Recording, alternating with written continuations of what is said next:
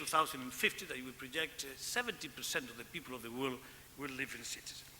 Therefore, we have, it's interesting that we have realized that, and therefore that we give the importance that it has, the cities and the metropolitan areas, not only because it's the place where most of the people live, but also it is a place where more economic efforts can be done to produce and to make the world better from the economic point of view.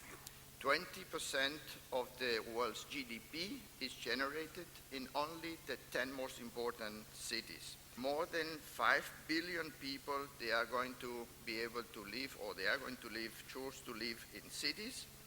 And we need, for these people, we need a better place to live, to get education, healthcare, mobility, leisure activities, and of course, plenty of jobs.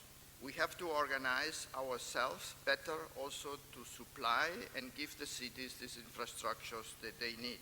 Why are the people now going to these mega cities when there's no job there?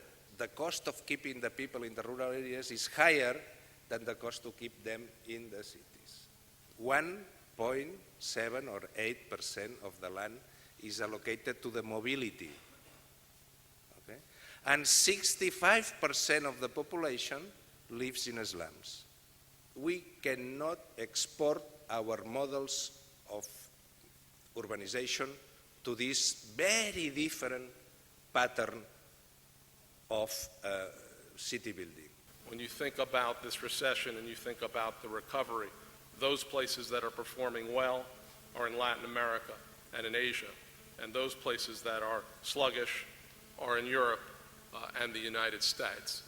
If the United States moves to this kind of economy, from consumption to production, it will benefit millions of our workers because exporting firms pay higher wages and have higher benefits. And this macro vision in our country, in your country, comes to ground in cities and metropolitan areas. More and more South-South relations. We are not anymore at the center of the game.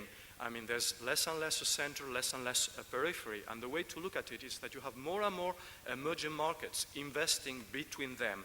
Maybe here there's a huge potential for a city like Barcelona because it's a unique location in the world. I mean, in Europe, it's a unique location.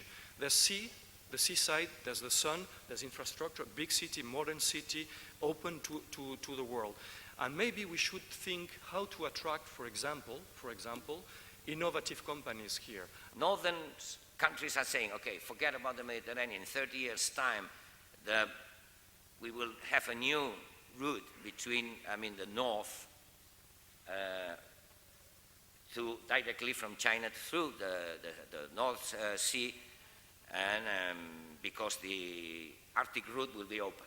And so we have been developing the strategy, rebuilding that to connect Barcelona with France, and to see how the railway activity is growing and how the maritime activity is growing to connect Africa with Europe, East, West, and Latin America.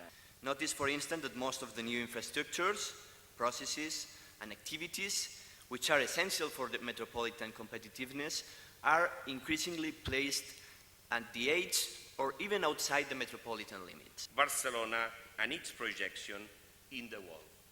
With no social cohesion, we don't have an interesting city, a city that can attract the talent coming from everywhere.